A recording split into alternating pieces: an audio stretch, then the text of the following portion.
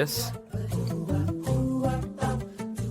ఏంటి మిస్సమ్మా, ఈరోజు మొత్తం నా చుట్టే తిరుగుతున్నావు? నాకు దూరంగా ఉండలేకపోతున్నావా? నన్ను అనవసరంగా ఇరిటేట్ చేయకండి. మీకు విషయం చెప్పాలని వచ్చాను. ఇప్పుడే చెప్పాలా?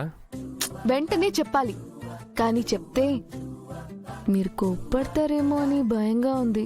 ఇంట్లో అందరూ నిన్ను చూసి భయపడతారు, నువ్వు నన్ను చూసి భయపడుతున్నావా?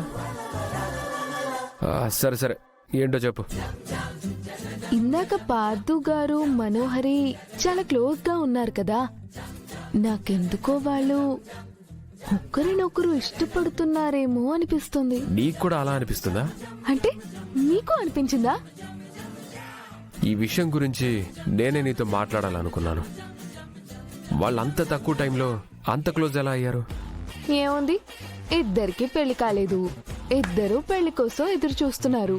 చూపులు కలిసి మాటలు కలిపి మనసులు ఇచ్చిపుచ్చుకుంటున్నారు. అంత కరెక్ట్ గా ఎలా చెప్తున్నావు? వాళ్ళని చూస్తుంటే అలాగే ఉన్నారు. జంట కూడా బాగుంది. పెళ్లి చేస్తే మేడ్ ఫర్ ఈచ్ అదర్ లా ఉంటారు. ఏమంటారు? వాళ్ళకి మనం పెళ్లి చేద్దామా? మనం తప్ప వాళ్ళకి ఎవరున్నారు సార్? పార్థు గారు మీ బెస్ట్ ఫ్రెండ్, మనోహరి ఆరు మేడం ఫ్రెండ్. పైగా మనోహరి పెళ్లి చేయాలని ఆరు మేడం ఎంతో ఆశపడ్డారు. నిజమే, ఆరు ఎప్పుడు మనోహరి పెళ్లి గురించి ఆలోచించేది. అందుకే మీరింకేం ఆలోచించకుండా వెంటనే పెళ్లి ముహూర్తాలు పెట్టించేయండి. అప్పుడే ముహూర్తాల దాకా వెళ్ళావా? ఆలస్యం అమృతం విషం సార్. కళ్యాణం వచ్చినా కక్కొచ్చినా ఆకూడదు. అలా అని వాళ్ళని అడగకుండా పెళ్లి ముహూర్తాలు పెట్టేస్తే అలా? ముందు పార్థుతో మాట్లాడాలి, తర్వాత మనోహరితో మాట్లాడాలి. వాళ్ళ మనసులో ఏ ఉందో తెలుసుకోవాలి. అయితే ఇప్పుడే మాట్లాడండి, వెంటనే డిసైడ్ చేద్దాం రండి.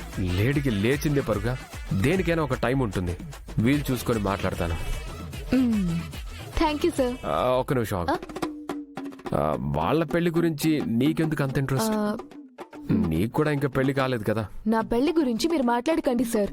Good night. Good night.